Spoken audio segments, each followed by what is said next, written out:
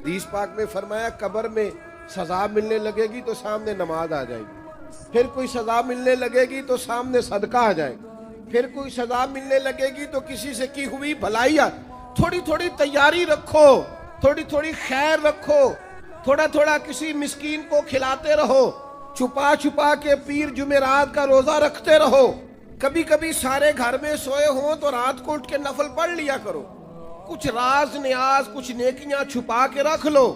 وہ بڑا کریم ہے، یہ جو چھپی ہوئی نیکیاں ہوتی ہیں ان پر بڑا ہی فضل فرماتا ہے، وہ بڑی مزیدار کام آ جائیں گی، ان کا بڑا نتیجہ نکلے گا، صبح قیامت بڑا اعزاز ملے گا، اللہ کے حضور پذیرائی ہے ان نیکیوں کی۔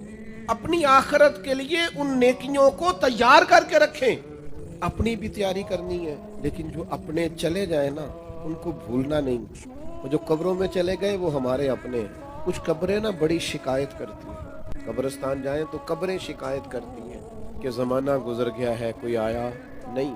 اپنے گاؤں میں اگر قبرستان کسی گاؤں میں ہے تو وہاں بھی فون کرو، بارشوں کے بعد ضرورت ہوتی ہے قبروں کا پتہ لینے کی، تھوڑی تھوڑی توجہ، جانے والوں کی قبروں پر جانا، ان کے لیے دعائے مغفرت کرنا۔ یہ ذرا حدیث پاک کی گہرائی دیکھنا کتنی ہے۔ نبی کریم علیہ السلام نے فرمایا ایک بندے کا اللہ جنت میں درجہ بلند کرتا ہے، تو درجہ تو بلند ہوتا ہے بندہ نیکی کرے تو آخرت تو دار الجزا ہے، وہ دار العمل ہے ہی نہیں، اب درجہ کیوں بلند ہو رہا ہے؟ تو بندہ عرض کرتا ہے مالک اب تو میں نے کوئی نیکی نہیں کی، اب میرا درجہ کیسے بلند ہوا؟ تو اللہ فرمائے گا تیرے پچھلوں نے تیرے لیے دعا کی ہے، بخش میں نے پہلے دیا ہے، لیکن اب جب وہ دعا کریں گے تو تیرے درجے بلند کر دیے جائیں گے۔